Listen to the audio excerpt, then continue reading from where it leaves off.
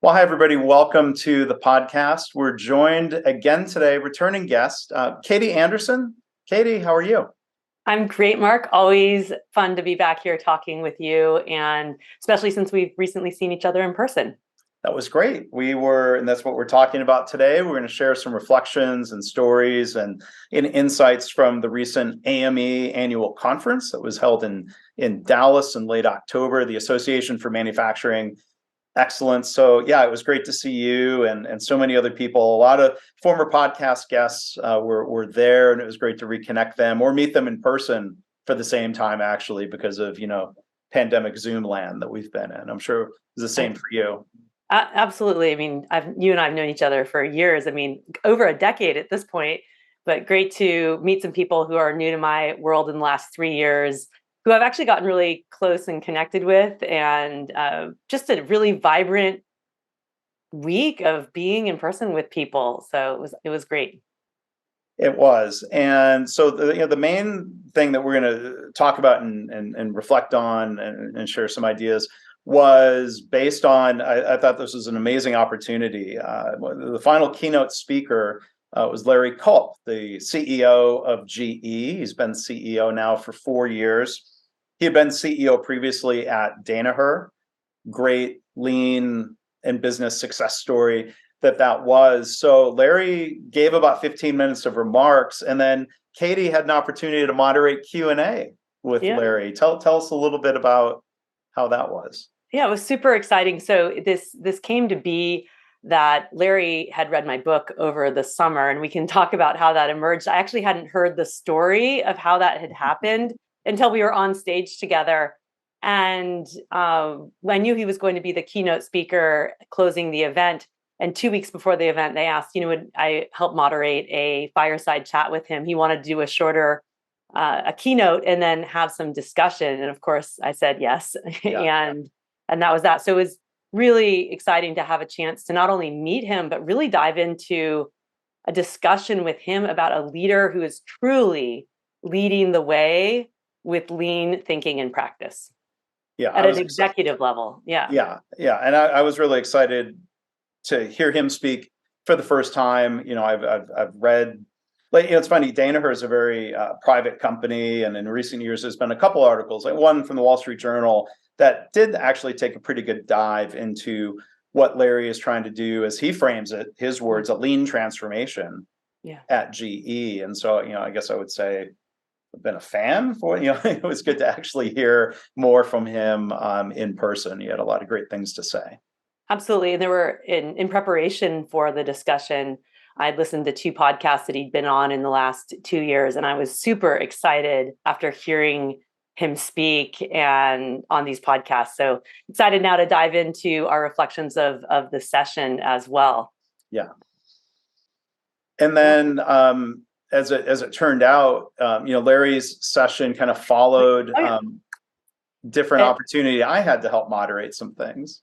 Absolutely. So it was, I think it was a really nice setup of the day on that last day of the AME conference. So Mark was moderating a conversation with Deondra Wardelle and Amy Gowder, who also is an exec at GE and also has a special connection to Mark. Mark, how do you know Amy? Well, Amy and I just had our 21st wedding anniversary, right? Yeah. After AME. And as you mentioned, Amy Gowder, she goes by her maiden name professionally. We decided there was really no need to disclose that on stage. It's funny, they had formed the panel. It was going to be, Amy, Deondra, who's been a guest on the podcast and become a dear friend of mine and ours. And then a third panelist, Sarah Boisvert, who was a guest on the podcast before. She ended up not being able to make it because of some positive things happening with the nonprofit she's involved in. So it became Amy and Deondra. And it's funny, they had formed the panel, and then AME had approached me. So if anything, I got the gig. Yeah, I don't know if it was because of Amy, but she wasn't on the panel because of me in terms of like that conflict of interest, the kind of disclosure. But there was that opportunity to ask them questions as leaders, and to hear what they had to say. The theme of the conference was about embracing disruption. So we were really talking about different dimensions of cultural disruption, and it was fun to be able to explore that with them. So it's funny, like I'm in the fog of like trying to moderate and keep things going, and I don't have notes to go off of. I need to go back and listen to the recording, but you had some notes, thankfully, Katie. I do. And I was tweeting during the day too, with some great things that had come out of it. And, some of the key themes about what both Amy and Deondra were focusing on was our sense of humanity and being human beings as leaders and showing that you care. And that it's about both as a leader, and Amy talked about this, like being clear on where we need to go, but then really showing that you care and support people as well. And Deondra made this great comment that, people don't care how much you know until they know how much you care. And I thought that was pretty powerful as well. And I loved hearing then, so Amy's perspective as a senior leader at GE and how that was really connected and how she's showing up as a leader of going out to sea, going to Gemba, making sure that she's checking on both process and on people, and then connected with what Larry Culp also said on stage about how his perspective on leadership and how he really wants his leadership team, of which Amy's a part of, to be spreading and connecting these leadership principles in service of achieving the business outcomes they need. Yeah. And, Amy has reported to Larry for 6 months. She's new to GE Aviation, or it's becoming GE Aerospace. So she originally got the invitation to be part of the panel when she was in a different role with a different company. So then as it worked out, okay, well, we ended up with 2 GE executives, Amy running a business unit and then Larry running for, CEO of GE, but then he's also recently become GE Aerospace CEO as GE prepares to spin off the other 2 businesses. Larry is, clearly staying with aerospace. So you're right. You could hear in those comments where she's been influenced by him in that short time even. Yeah, and it was great to hear 2 senior leaders as well talk about this, because a lot of times at these types of conferences we have a lot of mid-level to senior mid-level leaders and continuous improvement leaders trying to really lead the change. But to hear from 2 of like the top executives in companies talking about how they see this style of leadership as being the way to actually achieve what they need for their business was really powerful. And actually, before I went on stage with Larry, he made the same comment to me about how more senior executives in the C-suite really need to hear these messages, and to not just sort of keep delegating all of this down in the organization without really taking it on for themselves as well. And that message came through in what he said as well when we were on stage together. Yeah. So it's quite possible the next generation of lean CEOs are being developed at GE these days under Larry. And it's going to be really interesting to see how that evolves. And I was also going to give a shout out to another CEO speaker the day before, Gary Michel, who we had a chance to talk. He's agreed to come on the podcast at some point because he was also sharing a very consistent message about it's not just about the financials and the business results, but humanizing. I don't think that lean needs humanized, but there's always that risk of it being dehumanized, of just focusing on process, numbers, data, results. Yes. Gary started his keynote by showing a picture and telling a story about a frontline team member. Yes. Like, a lot of CEOs don't do that. They want to talk about themselves.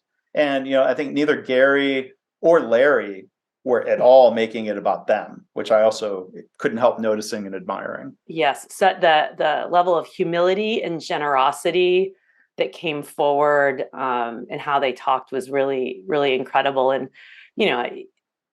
just the generosity of sharing the time and the energy and the reflections, and sharing, some of the challenges as well that they've had personally, and the learning curve they've had to do something different and in a different way.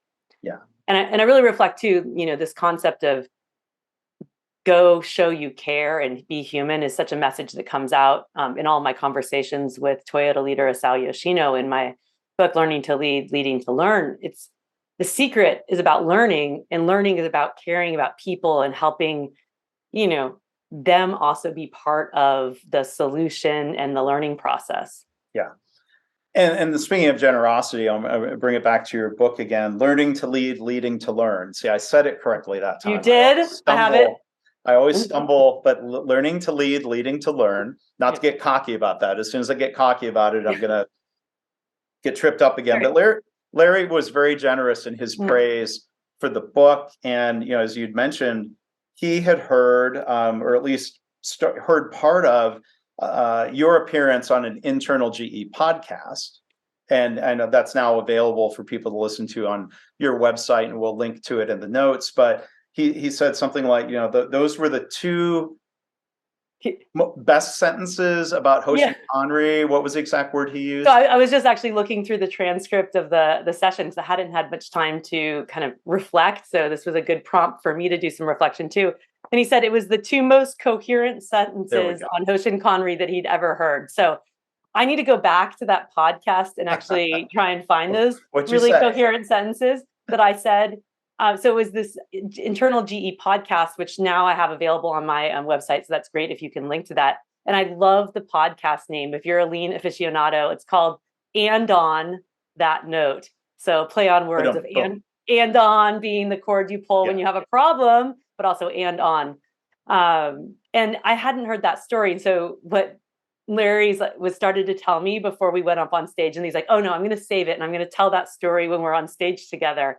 So it turned out he had heard the podcast, and then it was right before he went on summer vacation. And so he asked his team to get my book, and he put it in his beach bag and read it on vacation. And I think it was in September, I got a bunch of pings from people working at GE saying, Larry just sent out an all hands email saying he came back from vacation and read your book and highly recommended it and the podcast that you had for all GE employees to really understand what lean is all about. And so, I mean, I was thrilled at that, and then to be invited to have the conversation with him.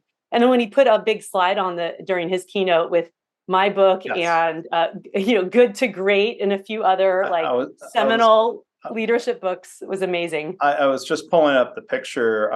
Good to Great, The Machine That Changed the World, a book by basketball coach Dean Smith, The Carolina Way, Top Grading, which I'm not real familiar with, and then a book, Principles by Ray Dalio, and there's a stack of your books in the picture. I'll share that picture in the show notes for the episode. That was pretty amazing. And you should do a second edition of the book and get a blurb from Larry. Absolutely. That at some point will be forthcoming.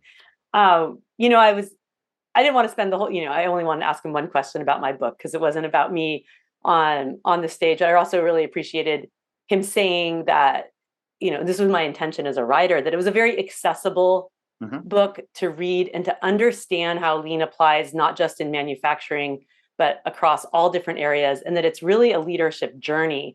And that was why I wanted to show Mr. Yoshino's journey of truly learning to lead and leading to learn, because we all have to make changes for ourselves to become a more effective leader and a coach to create learning in our organizations. And,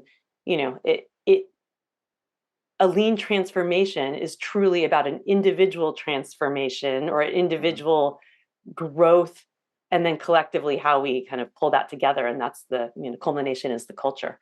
Yeah. And so we can dive more into that. And as you mentioned, and Larry said these exact words, that at GE, lean is not just manufacturing. And so I think, the first thing we're going to dive into a little bit here was his comment, thinking first back to Danaher, and now under his leadership at GE, he used the phrase, this is how we manage. And that's a different way of articulating this than talking about, well, we're doing all these tools and we're doing this many events. He's really emphasizing culture and the way leaders are leading. I'm curious to hear what some of your takeaways were on that. Absolutely. I mean, he talked about the power of like a Kaizen event, and he talked about different tools, but again, it's not about the tools, it's about how we're using the tools. So leadership behavior, mindset, and actions. And, he also said, looking at this too, that you need leaders to really walk the walk. And these are some quotes from him, and that the senior team really has to be bought into this. So this is not something you can delegate. And that's something he specifically said. So, and this is, I would say, leaders at all levels. It's not that just the executive can't delegate it. The executive cannot delegate it if it's going to be successful, but we all have to be applying this. And, one of the first things he said, and this I think really critical, and it just gets back to your podcast, of which we are both holding up some tea mugs for my favorite mistake. But with this concept of bad news, and bad news first, and making it acceptable to have problems and bad news as a key management mindset, and then how you respond to that as the action. And he said, bad news in most organizations typically does not travel fast. Right. And then later he went on to say, and in his experience, when it doesn't travel, it can be fatal. And so if we have this culture where we don't even look at problems, then, we aren't really going to be able to solve the problems. And so one of the biggest leadership shifts that has to be welcoming and embracing bad news first. Yeah. So I liked how he emphasized that the moments of truth, as he put it. How do leaders deal with bad news? He said, I want to hear bad news. I want to hear it fast. And, he talked about moments of truth, of having to prove himself to people at GE, of saying, well, in the past, people had been, they were shooting the messenger, and that Larry had to prove to them that he could react constructively to quote unquote bad news, to help, you could use the phrase psychological safety, to make it safe for people to report the truth, bad news, or all, and to react in a way that's constructive, of asking questions and seeking to understand instead of yelling and screaming or blaming. Right. I mean, this goes back to the same story that Mr. Yoshino shared on the first time we were guests on your podcast, My Favorite Mistake, about the now famous paint mistake that he made, and how when 100 cars at Toyota had to be repainted, instead, not only did they not yell at him or blame him, they looked at the process and then collectively looked at how they could make a better improvement for the future, and actually thanked him, because it was that bad news was an opportunity to see improvement.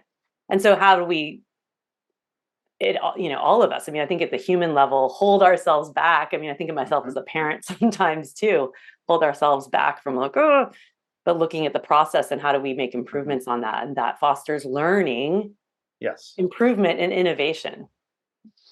Yeah. And, I want to come back to a little bit more about how they manage, but another thing I had in my notes, and thank you for asking him, that question about learning from mistakes. Larry said, you need to acknowledge mistakes, and you need to own the mistakes, and then you need to get better. Like, that's the spirit of the My Favorite Mistake podcast, and the book I'm writing around all that. And I'll hold up. Thank you for the Daruma. You're welcome. I'm using one of Katie's Daruma with the one I filled in. Yes, great. Because the book is still very much a work in progress. But I appreciate that you asked him about that, and I think hearing a leader and not just hearing them say it, like back to how they manage. Larry emphasized you can't just talk the talk. You've got to follow through with the right actions, and demonstrating to people that I'm not going to shoot you for bringing me bad news. That flows downhill in a very positive way, where the opposite gets really dysfunctional really quickly.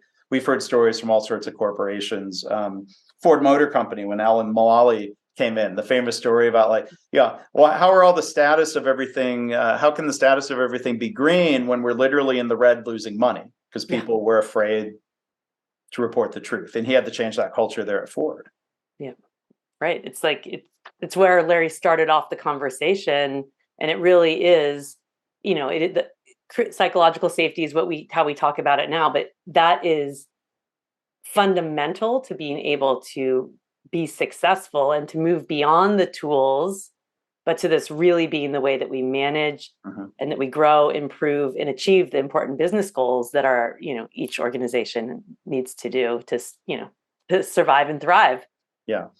And so Larry had learned this way of leading, and he was relaying, I'm paraphrasing, but a story of when he came into GE, somebody had asked, well, are you going to lead the Danaher Business System way? And he's not going to call it Danaher Business System at GE, of course, but he said something to the effect of, well, I don't know any other way.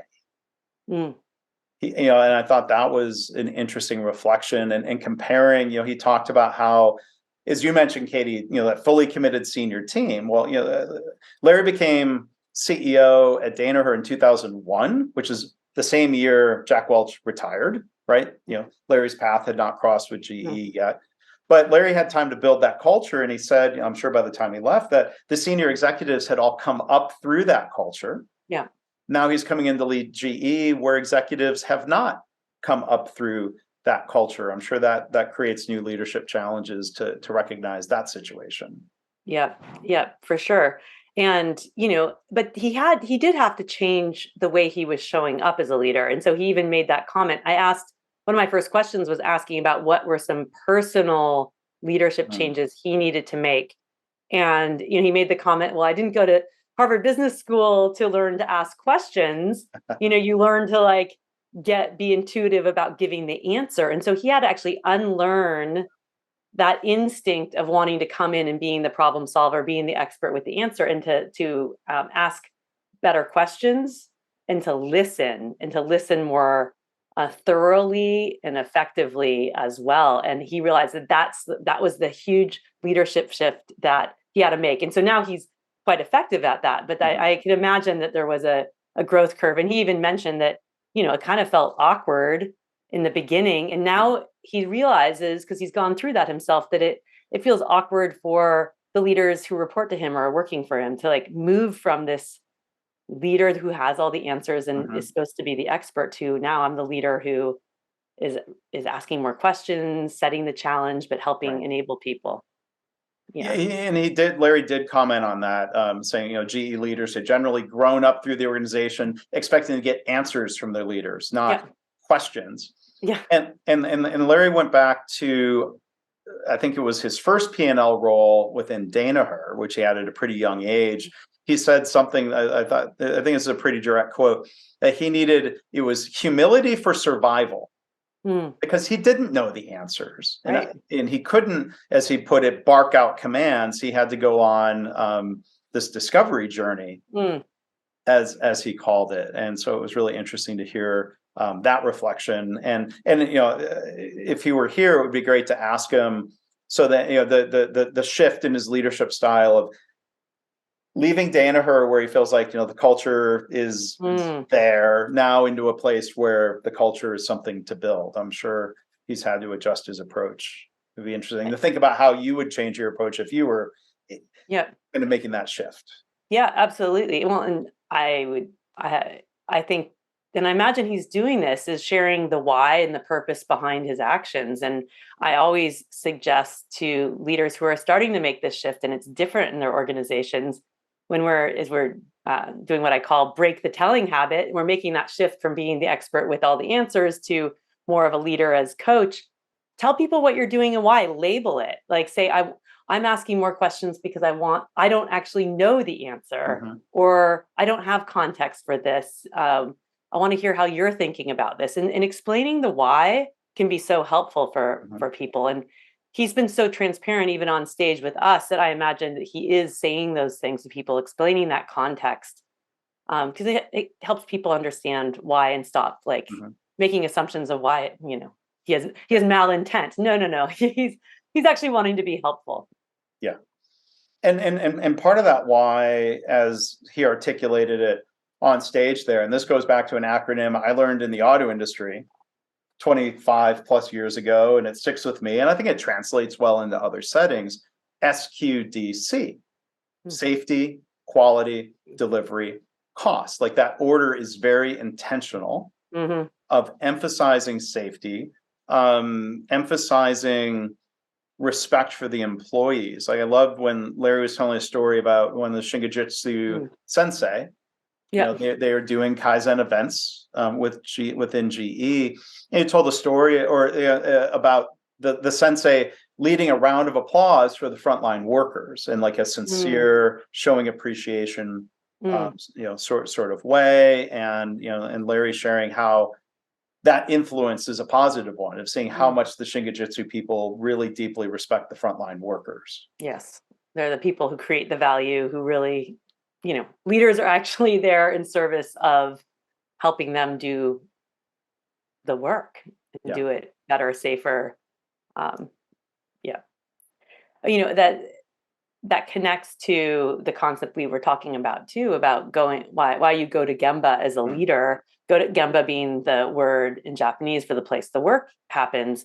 And I asked Larry, when he goes to see the front line or goes to see one of his organizations, what is he looking for and what's his purpose? And he said, two things. I'm going to see, actually, I wrote this down, the state of the lean transformations and also the process.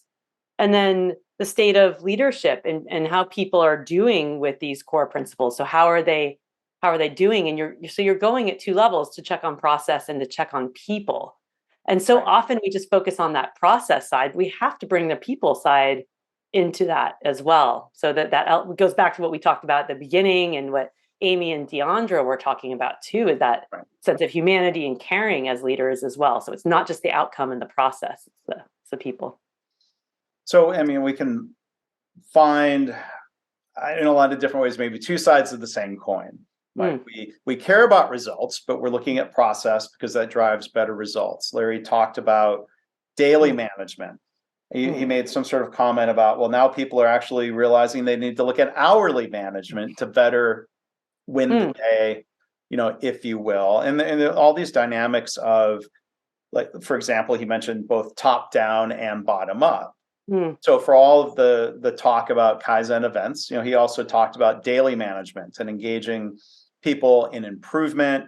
And then I think part of that top down, bottom up then comes back to Hoshin Kanri, or strategy deployment. And he talked about, operationalizing Hoshin Kanri. Like what were some of your notes or reflections about the way he talked about that?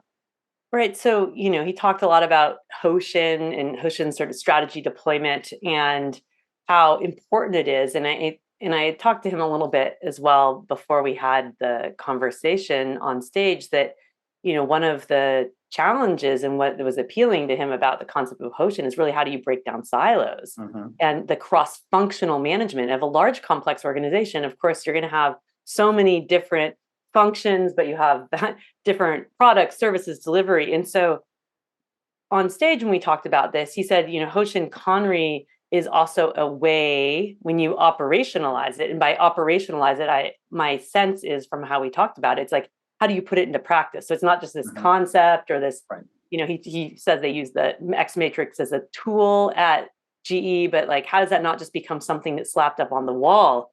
But how do you use it to break down silos? Through conversation, through shared alignment on priorities, and so much more. But it's really about the conversations, right? So it's not just going through the motions, but how do we stay in alignment and talking across the system? And I think that came through also in a couple different ways. One, back to this word operationalize. He also used the phrase that Hoshin Kanri helps you operationalize your ambition, right? So it's one thing to have goals or ambitions, or instead of just demanding breakthrough improvements to randomly pop up, you can be kind of systematic through an X matrix or other methods of figuring out what do we need to accomplish? What gaps are we choosing to focus on? What initiatives are we connecting? X matrix makes my head spin, like quite literally, as you turning your head, and it's probably better to turn the paper than to turn your head. Yes. But like operationalizing, not just deploying goals, but having those conversations and those cycles of, and I think this is a really powerful message, where it's not about just having the goal and executing the plan, but you talk about these cycles of discussion or catchball, whatever you might call it, of, you talk about, well, sometimes we overestimate what we could accomplish and sometimes we underestimate, and you adjust. It's not a huge mistake. It's an opportunity to adjust, right? Well, right. It absolutely. And, one of my favorite phrases from Mr. Yoshino is you have to have seemingly impossible targets. So that's the challenge, right? We talk about this in the healthcare space. Like, the challenge should be like 0 errors, 0 defects. And we may not know how to get there, but like, it's seemingly impossible. but we need to move towards that. And so Hoshin can help if you're doing it right and we're like failing along the way or having some successes, then we can learn, accelerate, or adjust throughout there. And, I'm guessing too that some of what when he talked about enjoying Hoshin Connery in my book, it's really talking about those fundamentals and also how Toyota learned that it was about leaders' behaviors in doing Hoshin, about having discussions across different functions, about really understanding the top priority, and also then how they were going to help their teams achieve it. And so my sense is from all that Larry is talking about, that's what he's trying to create at GE as well. And when he was talking about all of that, he made me think of a CEO now of a previous generation, Paul O'Neill, when he was CEO at Alcoa, because he set what some might call the big, hairy, audacious goal of zero harm, that nobody who comes to work at Alcoa should ever be hurt at work. And then that evolved to you should actually go home healthier than you arrived, right? So there's that goal, but it's not a slogan or cheerleading. Then you've got to do the work. You've got to lead the effort to help people become better problem solvers and to make significant progress. And it seems like that same thing exists there. It's not just I'm sure Mr. Yoshino would agree if he were on the line with us. It's not just about the goal, but then what do you do to work toward it? Like, what other detail would you fill in about that?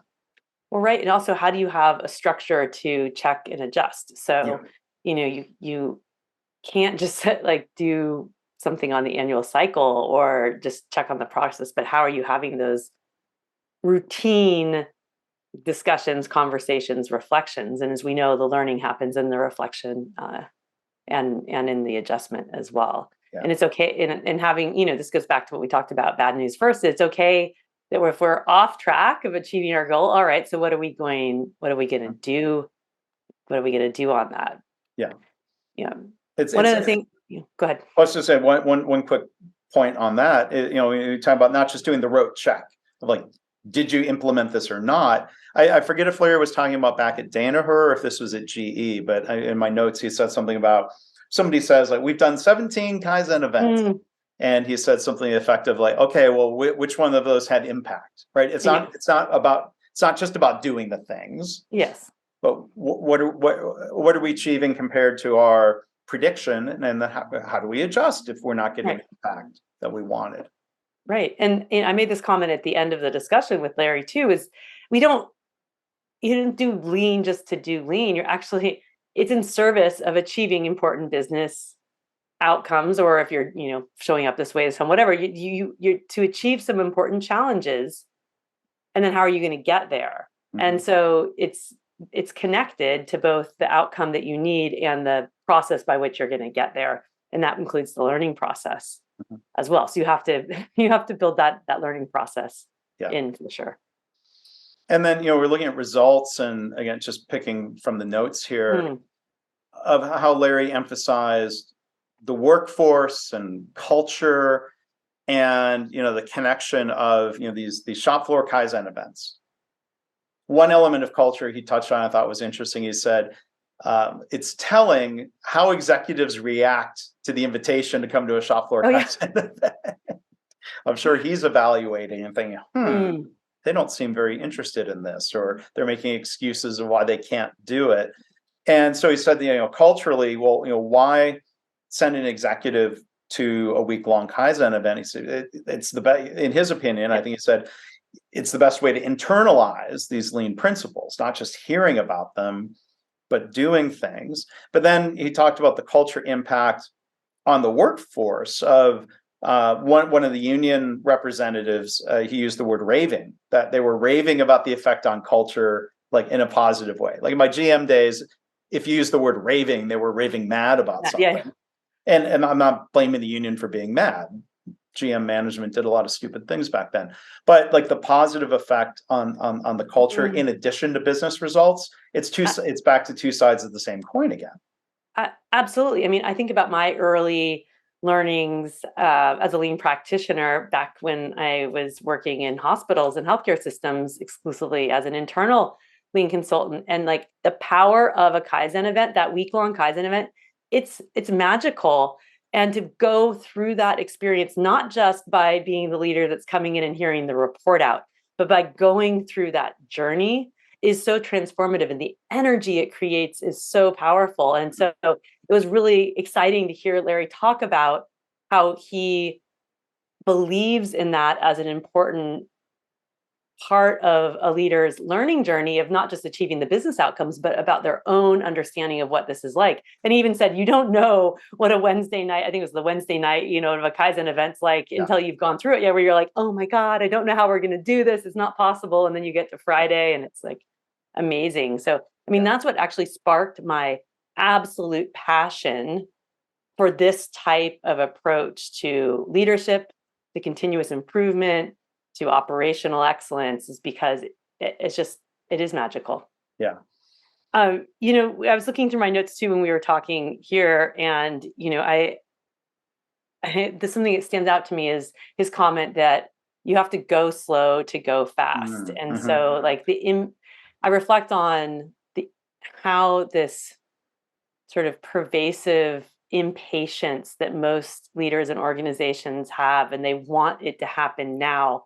And it's hard because we do need business outcomes now, but the time it takes to really make changes to behavior and to culture does take a long time. And so you have to go slow to go fast. And I think that's a real challenge for a lot of places, and why lean efforts fails, because it didn't achieve the results that they wanted within 6 months. And so that doesn't work.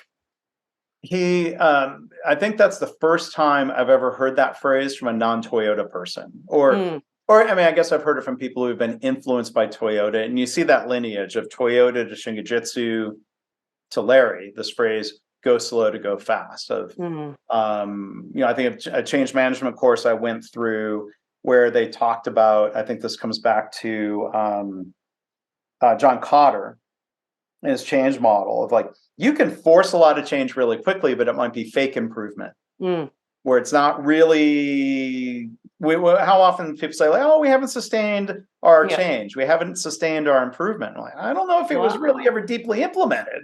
Right. Or that we didn't have the management capabilities to really sustain and continuously improve. I always think back to the story of Toyota's own leadership development program called Con Pro that I talk about in Learning to Lead, Leading to Learn. And they decided to, Mr. Yoshino was part of the internal group creating this leadership development program. And his boss said, well, we can't have just 1 year because 1 year is too short, because it's too easy to fake it. And 3 years is too long because, it gets a little exhausting. But 2 years is enough time where you really have to be trying and changing, and it'll probably sustain at that point.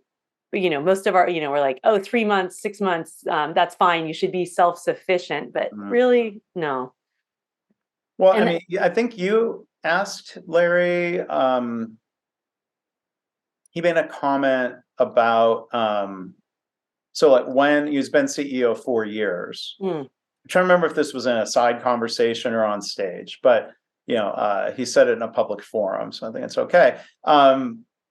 You've been CEO 4 years now. How long does this culture change take? Now, I do recall him on stage saying something about, well, COVID slowed us down a little bit because of dealing with all of that. But I remember him saying, well, like next year, like 2023, that should be the year where it really starts to take root and click. And it'll be different levels across the system, just because that's the nature of it. He talked about, and this is connected to making behavior change stick, is the power and importance of having a coach, and how even as he is the CEO of this huge company, and he has a coach, not just an executive coach, but a lean coach who has been with him for a long time, who helps him continue to practice and learn and be more effective in leading this way. And I really appreciated him talking about how he has a coach, and that we all need coaches, right? So because we have our blind spots, and he said, it's a great outside perspective for, him when they're not making enough progress. So what does he need to do as a leader to help enable that? Or if he's not really listening as effectively or seeing sides of things that he needs to do. So we all have these opportunities. So it was great to hear about that. Yeah, I mean, I think it does set a good example. And he talked about that outside perspective or the trusted sensei or advisor. You need some people who can tell you when you've screwed up. And again, if you're in a culture where bad news isn't flowing up the chain, and you haven't yet created a culture, like, sure, the ideal would be a culture of psychological safety where people aren't afraid to challenge the boss. And, you know, if you're still building that in different ways, like having that outside perspective to keep you grounded, to keep you humble. He talked about that a lot, you know, leading with humility. And I'm going to this is my supposition here. I mean, my question, like, can you imagine those words? I don't want to get sidetracked on the difference, but like, I can't imagine Jack Welch ever saying that phrase out loud, unless he was mocking it, maybe, right? That was just not his style, leading with humility. What? Well, it's so interesting that two different CEOs of the same company with pretty different leadership approaches and perspectives as well. And it'll be really interesting to see how Larry, and leading with lean as his leadership style, is going to be able to really make GE survive, thrive, and like achieve all of the big goals it needs to into the future, and what we've learned from the differences of those different leadership approaches too. I actually sorry. Well, I was going to say first, I mean, he is the first outsider ever hired as CEO, which puts you in a unique position to help change the culture without being an inadvertent defender of the culture that you created. I think there's certain things only an outsider can help shake up in an organization. All right. And to see things that become invisible when you have been habituated to them as the norm. And so that's one of a leader's roles. How do you make the invisible visible? And so he has an opportunity to help others see the impact of leadership styles or what's been happening in the past. And he also talked about in his talk, and in other podcasts that I listened to, how there are so many amazing people at GE, and that's why he's so excited to be there. Is it's just helping them see a different system and structure to help enable their success for realizing the impact and the potential that the company and the people have. So it's there's a lot of greatness there, and so it's basically how do you cultivate that and create the systems and structures that allow it to survive and thrive and allow people to contribute again their ideas and their thinking. He mentioned, I think it was on a different podcast, how he out of the woodwork came all of these great lean thinkers and practitioners who are like, I'm here. And he's like, let's use you. So yeah. But one other thing I had in the notes here about culture, I think was interesting. And it's making me think of the other day, I had a chance to interview the CEO of the Hospital for Special Surgery in New York, Lou Shapiro. And he was very interesting. He would point to culture at his specialty hospital, and he brought up the phrase. A lot of people like to say culture eats strategy for lunch. He says, I don't believe that. He said culture is strategy. And I think Larry touched on that a little bit differently. There was a story that had kind of a surprise ending. He talked about back in the Danaher days, because Danaher bought a lot of companies and would apply the Danaher business system model to it. And he said there was one organization they were looking to buy, and somebody there made a comment. This is the quote: "We no longer talk about bad news here because it's deemed bad for morale." Yeah. So part of me, and maybe I'm just thinking I know I'm looking at it from a different lens of like, run away. Like, I wouldn't want to work there. His lens was, that's a company that we can turn around. Like, if you have good technology and you have other strengths, you can change culture. It might be easier said than done, but you can do it. And I think especially, in the Danaher days, if the leaders couldn't come around, Danaher could bring in talent from other businesses. To turn it around. And great. Well, if they haven't been making the problems visible, well, once we start making them, we have an opportunity to change and make everything even better. So I can see how it's like, okay, we can do something with this. it's true. It's like you can change culture. The new me experience, the joint venture between Toyota and GM is such a incredible example about that, as well as like, if leaders change their behavior to bad news, to challenges, to providing that support, to really pull, when the Andon, going back to the Andon, when the Andon cord is pulled, showing that the frontline worker has a problem, the leader, the manager is coming to provide help. Wow, that really makes a big difference. And that was like a huge, powerful shift. And, everyone, you can, the new me results are so well known. So same thing with G, and I think that's where Larry sees all, sounded like he's very excited because of the people and the process and the potential at GE. So I'm really excited to see what he's going to do. Yeah, I gave him actually a Daruma, the slightly bigger than the one I've given you. Sorry, Mark. Another time, I'll give you a bigger one. I was in an event where you had a lot of small Darumas that you gave away. I take no offense. It's all right. Yeah.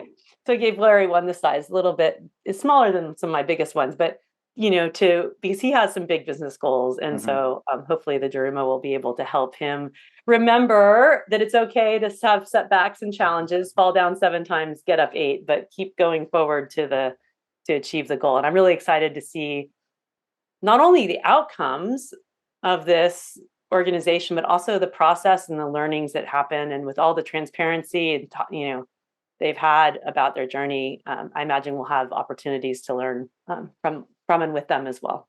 Yeah. So to steal their joke from their podcast, and on that note, do we have any, like, before we wrap up here, like maybe this is just sort of grab bag of like, was there anything else in the notes that you think was noteworthy? One note that I had, back to the idea of having a coach. Larry said that, that his sensei is such a great example, and for other leaders. And then I thought this was key, and this shows the humility. And Larry said it helps him see how far he still has to go, which I think is a powerful thing to be willing to say in front of others. Yes. And I guess building on that, I asked him, because we were talking about the concept of how he was talking with the leaders who report to him, that it may feel awkward. And I said, well, how do you handle feeling awkward? And he's like, oh, he made a joke of course I don't feel awkward anymore. But, but he's willing to show that he does, and it's always a learning journey. And this is why you have a coach to help continue to challenge you to an even better you and provide that support. And that's where that learning zone is.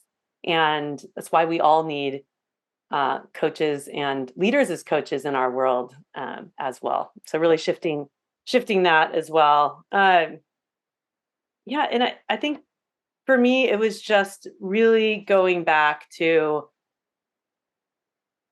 Larry Culp was reinforcing the essence of what makes lean really successful. And it's about having clarity on the challenge or where you need to go, that direction. As I talk about, how do you as a leader provide the support to enable your people to learn their way forward? And then how do you develop yourself as a leader too? And you have that humility to know it's okay not to have the answers, and you always need to make some changes too.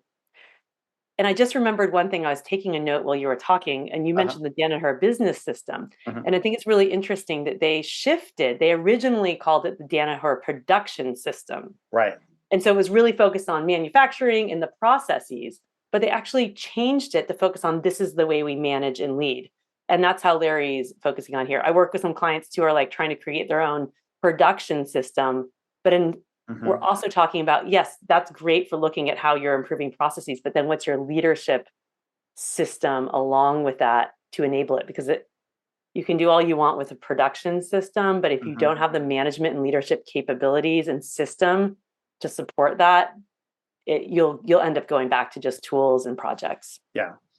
And I think when it comes to business improvement, production improvement, Larry emphasized, the other thing I was going to pull out from my notes here is, so what you won't read about maybe out in the media is what's happening daily in the factories, right? This is not just about talking differently. And another quote I wrote down or paraphrase was, we need leaders who don't just mouth the words and don't just hire consultants. So it's about working differently, not just talking differently. And, he said, we want to aim for better results and have, he used the phrase, true lean culture. And then he asked, well, how do you change the culture? You change the way you work. Yes. So I think, again, it's two sides of the same coin. Even, I think back to models that go back to dating myself, TQM days of learn, do, right? These are very intertwined, sort of like, talking different, acting different, working differently, leading differently. It's all intertwined. Absolutely. And, we focus so much on, we need to create this culture. And again, culture is just the accumulation of the acceptable and standard norms of behavior and action. And it's not, we can't just change our mindset. If we change our actions first, then it helps shift the mindset. So it's actions, actions, actions, not just talking it, but walking it. And again, Larry's clearly a leader who's doing that. So super exciting. And it was such a thrill to be able to not only meet him in person, but have that chance to be on stage and talk one-on-one with him. And of course, hear how he's leading, and thrilled to hear what he had to say about learning to lead, leading to learn. Yeah, I was happy for you. I'm happy for others who are going to be exposed to the book. And I think the final thing I was going to share from the notes here, and again, this is kind of grab bag here, but there were so many great nuggets so and much goodness. A lot of great things being said. One, we're going back to our discussion earlier about going to the Gemba and seeing what's really happening. He said, he realizes going to the Gemba might be an unrepresentative sample, but it's all I've got. Yes. And an incomplete picture is better than a PowerPoint deck. Like I want to I love that's a great quote, right?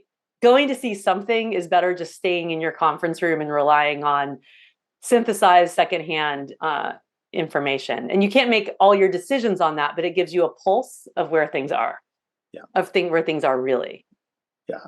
And then the final thing I'll add here, being back to the idea of doing the work, being lean and leading lean, not just implementing lean.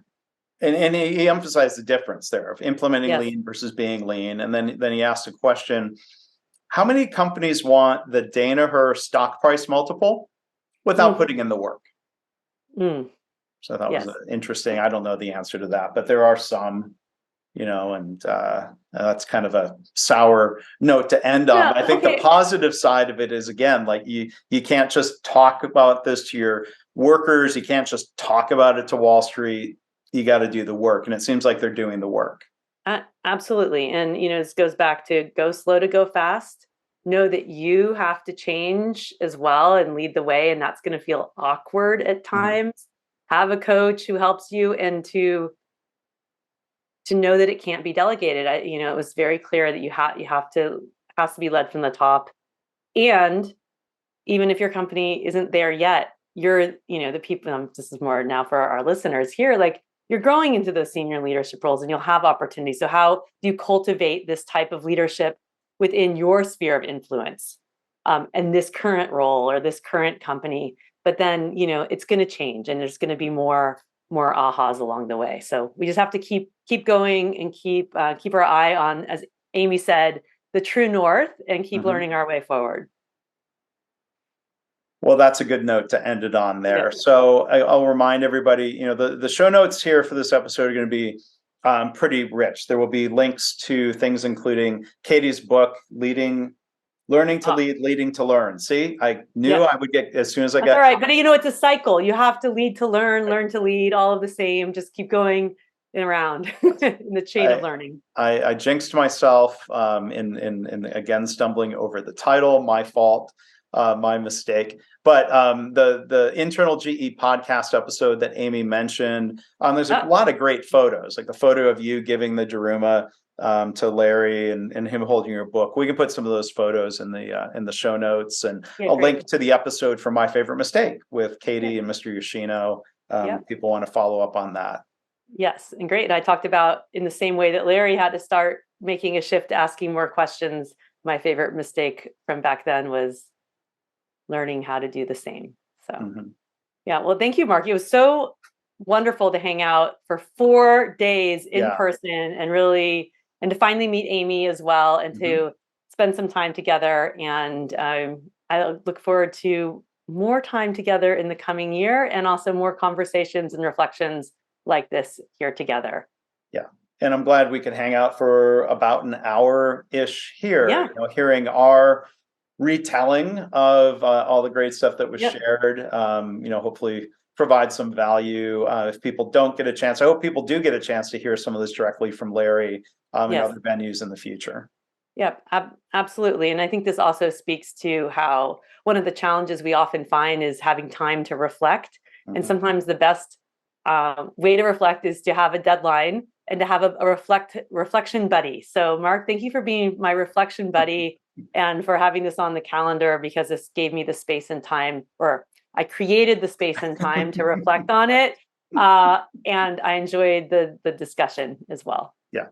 That's the way to put it. Creating the space and a little bit into how the sausage is made. Sometimes delaying the start of an episode 30 minutes gives you that time to do a quick run through of the notes. It was great. Well, I'm sure there'll be more reflections and nuggets to have from the AME Dallas event, and also this discussion with Larry Culp and more. And I look forward to hearing what people think and hear and reflect on after hearing this podcast discussion with you and me.